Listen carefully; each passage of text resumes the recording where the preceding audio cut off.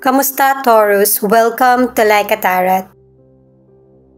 Alamin natin ang kapalaran mo gamit itong rune. Mamaya naman ay gamit ang tarot cards, aalamin natin ang situation mo, ang situation ng person mo at ang relasyon nyo. Sa huli ay aalamin natin kung ano ang feelings ng person mo sa situation or sa iyo.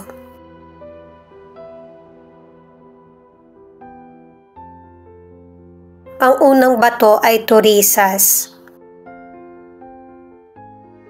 Alamin mong maigi kung saan ka malakas at saka may kahinaan. Meron kasing transformation na magaganap at saka makakagulo sa damdamin mo or kaisipan. Yung transformation na magiging dahilan para mag-isip ka ng mabilisan.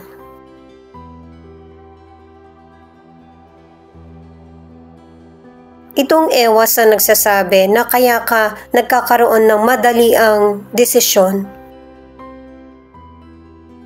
Meron din kasing ibang taong involved na hindi lang ikaw yung pwedeng magdesisyon.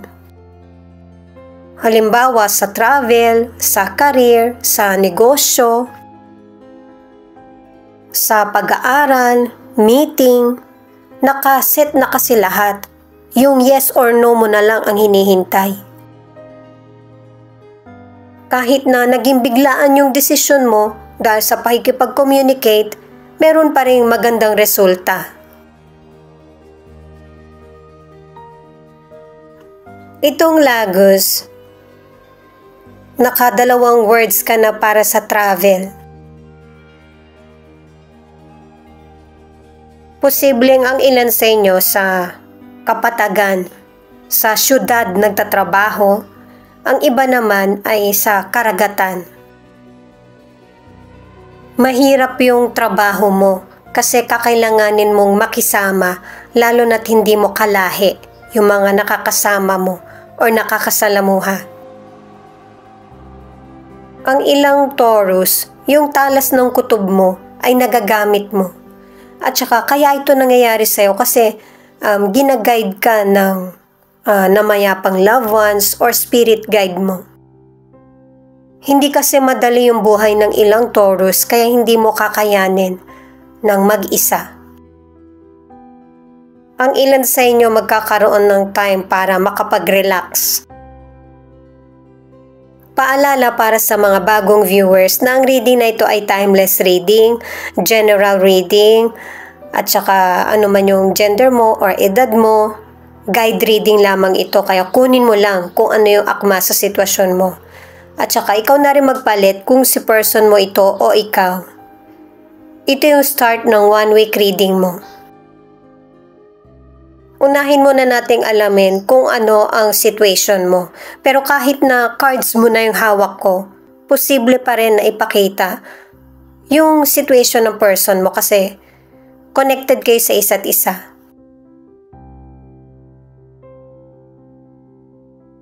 The Moon in reverse, 2 of Wands, the High Priestess. Itong mga cards mo ay tinutukoy na matatapos na kung ano man yung mga gumugulo sa isip mo or paghihirap na nararanasan. At ready ka na makamove forward sa buhay mo. Pwedeng patungkol ito sa relasyon mo sa kapwa mo, sa relationship, o kaya sa career. Pupunta ka sa ibang lugar. Matagal mo nang pinapangarap na magkaroon ng pagbabago sa buhay mo. Yung inaasam mo na progress ay makakamit mo.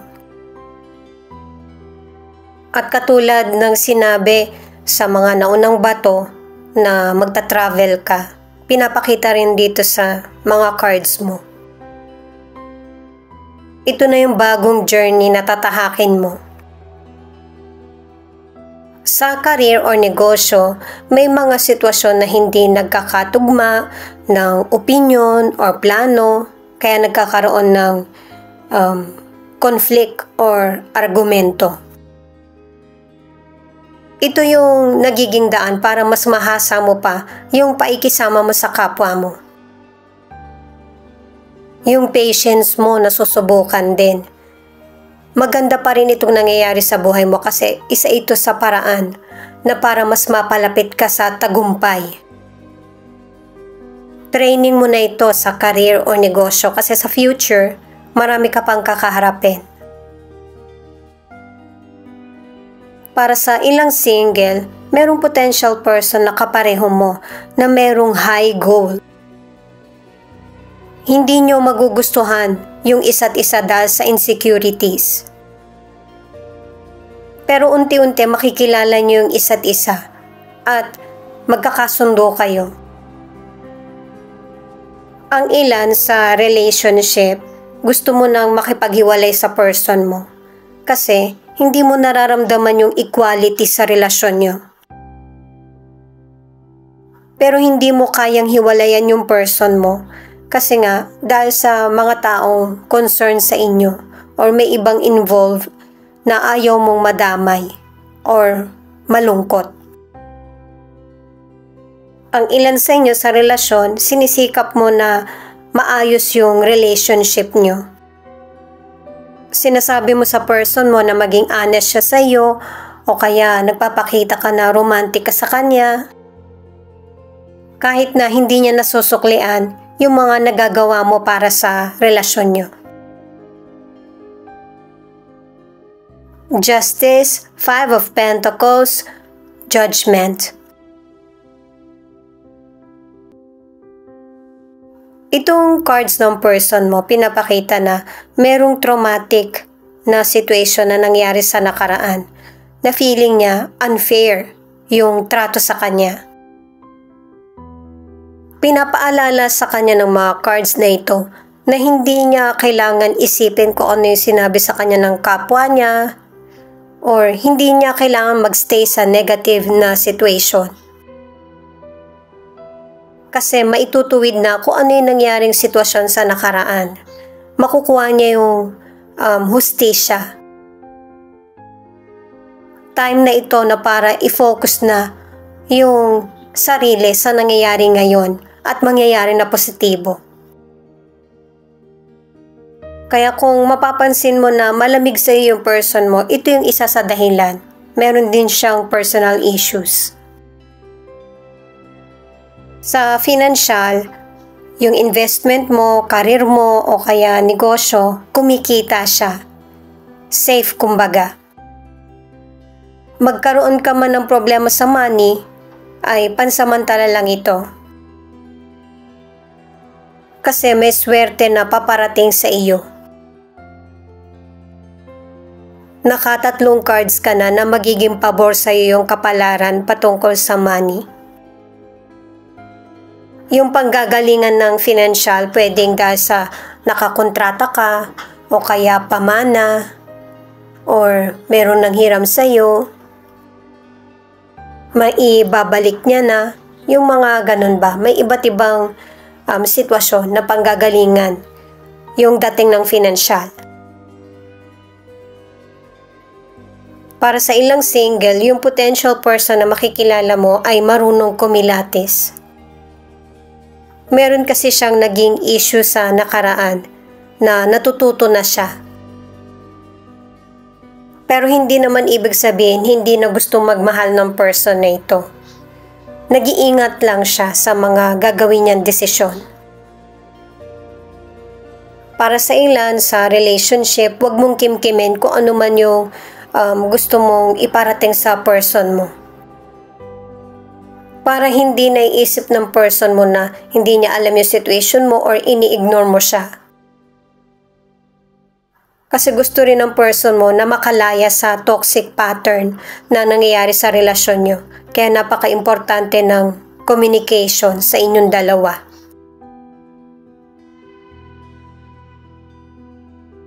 Nine of Swords, Ten of Pentacles, Three of Pentacles. Itong card sa relationship, kaya pala gusto ng person mo na makamove on na sa nangyari sa inyo or sa nakaraan.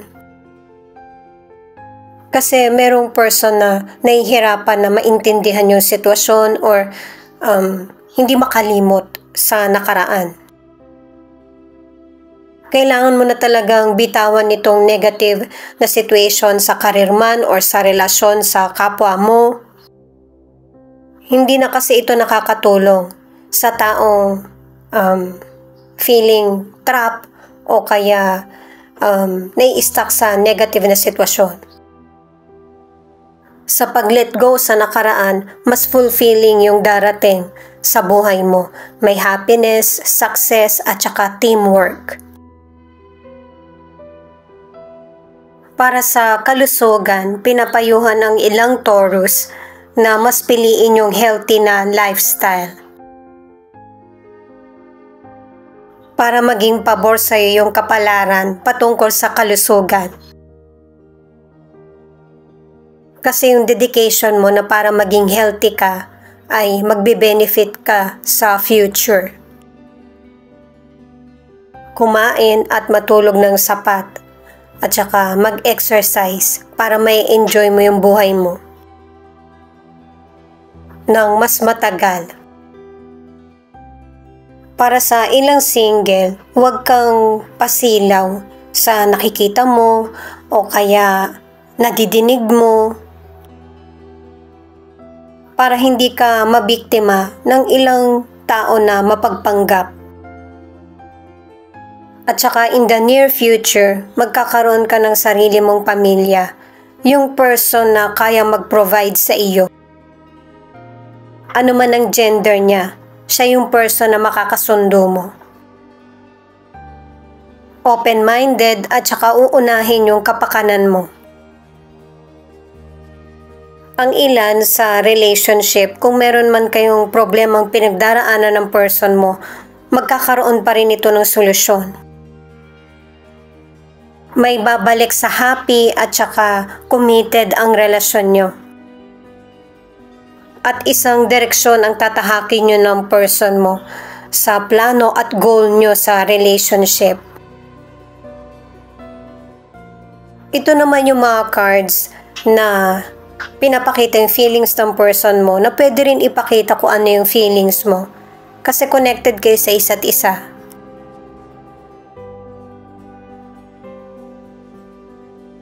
May ilang Taurus na merong nagawang pagkakamali yung person mo na hindi mo makalimutan. May mga sitwasyon na hindi niya sinasabi sa iyo or sa iba mo nalalaman. Kaya nahihirapan kang maintindihan yung relasyon nyo or ang person mo. Kung ang person mo na-shock sa mga nangyayari sa buhay niya, sa sarili niyang desisyon, nasa-shock ka din sa mga biglaang pagbabago sa buhay nyo.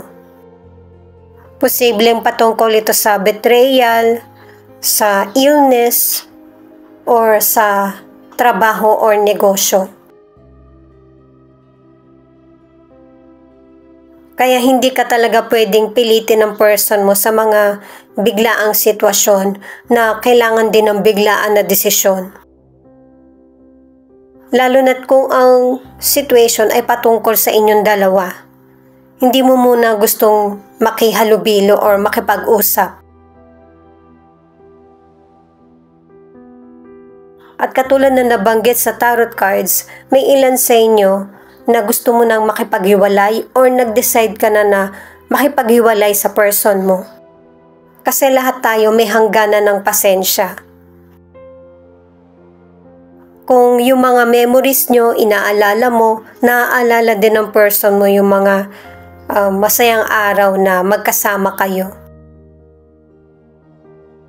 Sa ngayon, ito lang yung magagawa ng person mo, yung alalahanin yung nakaraan nyo. Pero ang gusto niya, yung magkaroon ng pagbabago or pananaw sa relasyon nyo. Kasi kahit na nagkahiwalay kayo o kaya hindi kayo nag-uusap na ng person mo, gusto niya yung maayos ulit yung relationship nyo. Iisipin mo na napaka makasarili niya, pero ito yung gusto niyang mangyari sa relasyon nyo. yung maging kayo ulit. At katulad ng sinabi sa tarot cards kanina, ito yung gustong tapusin na ng person mo kung ano yung nangyari sa nakaraan. Yung makapagsimula kayo muli. Putulin na kung ano yung hindi nyo na-deserve. Pero syempre, may mga Taurus na hindi mo talaga kaya na magpatawad sa person mo dahil sa mga tiniis mo sa kanya. Lalo na't pinakita yung hustisya na card. Ito yung hustisya na gagamitin mo para sa sarili mo. Yung piliin ng sarili na para maging masaya. May mga Taurus kasi na uunahin mo talaga yung sarili mo para magkaroon ka ng healing at saka peace of mind. Ito naman yung ilan sa 12 zodiac sign na nangunguna sa reading na ito. Siya nga pala, thank you sa mga nag-like, share, comment, and subscribe. Ingat po kayo palagi saan man kayo naroon. Leo, Libra, Sagittarius, Pisces, Scorpio, Capricorn. Ito naman yung mga letra na posibleng andito yung letra ng pangalan ng person mo or letra ng pangalan mo.